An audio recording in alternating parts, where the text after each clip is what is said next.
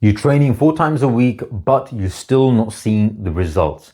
Now, it's working maybe Monday to Thursday where you've got some sort of plan in place, but as soon as the weekend comes about, socials, trips, travel, alcohol, then the results go out the window.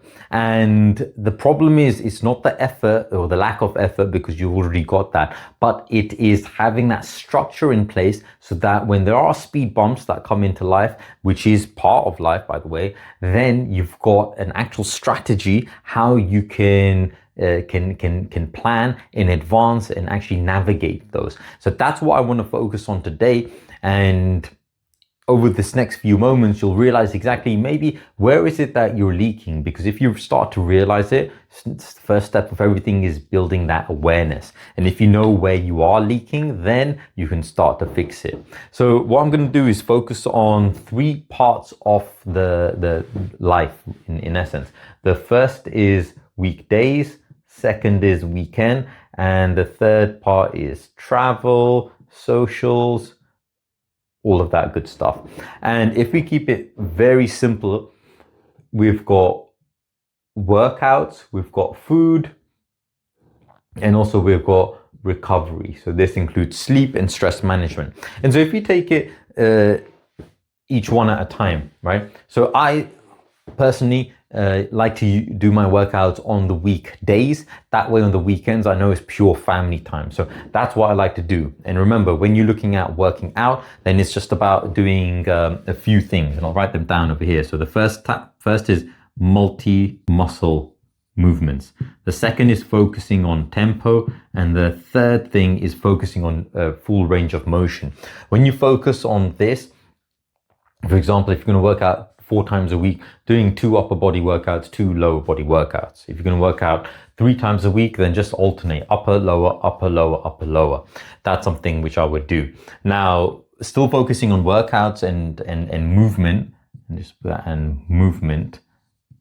If I've got time on the weekend, then, well, that's when I'll double down on steps and including it in family time, getting outside, hiking, going for a walk, meeting up with friends, getting the steps in. Can do mobility work here as well. That's something that I can do with the family, get everybody involved. Also on the weekend, it's focus on list cardio as well. If you want to get something in early morning, then you can do list cardio, so low intensity, steady state. And then the key is when you're traveling, actually let's just stick it, keep it to travel instead of socials. When you're traveling, the key with this is having a plan, because if you are going to a gym, then it's about using the gym facilities when you are there. If you don't have access to the gym, then it's about having body weight and band workout. So this way, what you want to do is always stay consistent with some sort of movement, because your body will appreciate it. And for many men that I speak to, having that anchor of working out is super helpful, because when you eat good, when you train well, you naturally want to eat better, then naturally you'll sleep better, and it's that virtuous cycle upwards. So that's the first thing which I want to focus on, which is the workout. Now with food, keeping it simple. So I'll just draw like 1 plate policy. You've got a 1/4 plate of veg, you've got a 1/4 plate of protein, 1/4 plate of carbs, 1/2 plate of veggie, 1 plate policy, and then aiming for 30 grams of protein with each meal.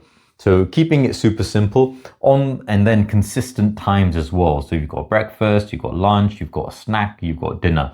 So keeping that same framework, and that same framework still want to take with you on the weekend, because the body doesn't know it's a Saturday or a Sunday. It just knows it's another day. And the same thing with travel as well. You still want to keep to the same inputs as best as you can. And this means adhering to this or aiming for this when you're still eating out at restaurants or so. And then the last part of this is recovery. Now, the ideal is 7.5 hours of sleep, aiming for that. We sleep in 90-minute cycles. If you've got an Oura Ring, you'll be able to, or an Apple Watch or Fitbit, you'll be able to measure that. And with this one on the weekdays is having some sort of routine for wind down.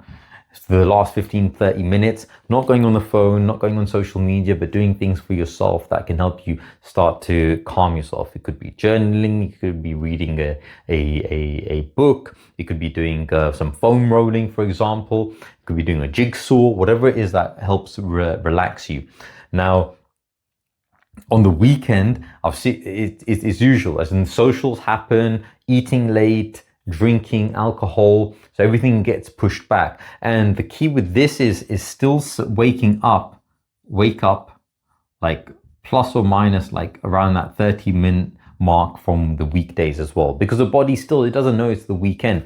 And anytime that you sleep in a few hours later, it's your body still feels it the same as jet lag. It just wonders what's happened. So on the weekend with the recovery, waking up, if you want a nap, then having that nap, finishing that nap 8 hours, within 8 hours, as soon as you wake up from your nap, waking up, so it's 8 hours left until you go to sleep. So if you go to sleep at 10 p.m., go for your nap at 1:30, wake up by 2, and then you're good, then it doesn't affect that, or it's less likely to affect that evening's sleep. And then with travel as well, I know there can be jet lag. So it's whenever there's jet lag or there's time zones, it's trying to, as soon as you get to the airport or the day of that, the date of the travel, is getting in sync with the future time zone. So that's going to be key. So the time zone. So for example, if you're traveling far away, say you're in the East Coast and you're flying towards Europe, so you're going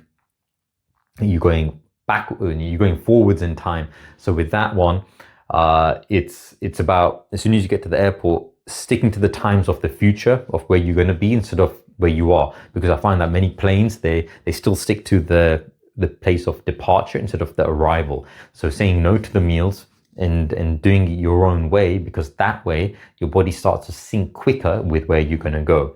And also, of course, no alcohol on the flight. It just disturbs the quality of the sleep. So if you want to get to the destination fresher, energized, then get there, no alcohol, and then get a workout in the morning as soon as you can. Then it helps just reset the body.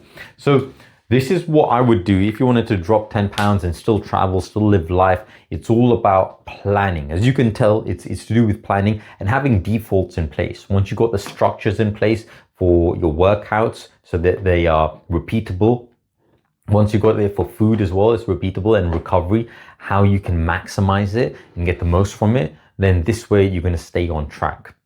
Remember, you are the CEO of your body. No one else is responsible for you. You are in charge.